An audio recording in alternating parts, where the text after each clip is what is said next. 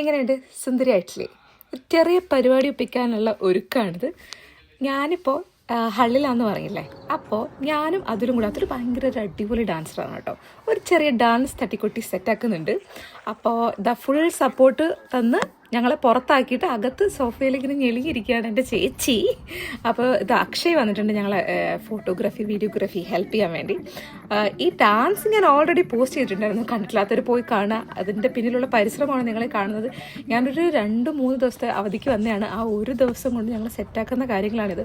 പണ്ട് ഒരുപാട് തവണ ഞാൻ വന്നപ്പോൾ നമ്മൾ വിചാരിച്ചു ഒരു ഡാൻസ് എടുക്കണം, പക്ഷേ നമ്മൾ ഈ വർഷത്തിൽ ഒരു തവണയോ അല്ലെങ്കിൽ 1.5 വർഷം കൂടുമ്പോഴോ 2 ദിവസത്തേക്ക് കാണുമ്പോൾ കുറേ കാര്യങ്ങളുടെ ഇടയിൽ ഇതങ്ങ് മുങ്ങിപ്പോവും. പക്ഷേ ഇത്തവണ എന്തായാലും ചെയ്യണമെന്ന് വിചാരിച്ചിട്ട് കുറച്ച് സമ്മർ വെയിലൊക്കെ കൊണ്ടായിരുന്നു. അപ്പോൾ ഞങ്ങൾ അവിടെ നല്ല ഭംഗിയാണ് കേട്ടോ ഇവർ താമസിക്കുന്ന സ്ഥലം. അപ്പോൾ ഇവിടെ നിന്ന് അതിൻ്റെ ഓരോ ഇത് കണ്ടിട്ട് അക്ഷയ്ക്ക് ചിരി സഹിക്കാൻ. അപ്പോൾ എന്തായാലും സക്സസ്ഫുള്ളി ഞങ്ങൾ കംപ്ലീറ്റ് ആയിട്ട് സന്തോഷമായിട്ട് വീട്ടിലോട്ട് നടന്ന് പോയിക്കൊണ്ടിരിക്കുകയാണ്.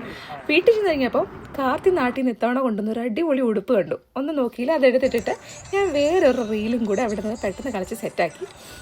അതും അതിൻ്റെ സഹകരണം കൊണ്ട് എനിക്ക് വീഡിയോ എടുക്കാൻ പറ്റി. കുറേ തവണ തെറ്റി, പക്ഷേ കുഴപ്പമില്ലായിരുന്നു.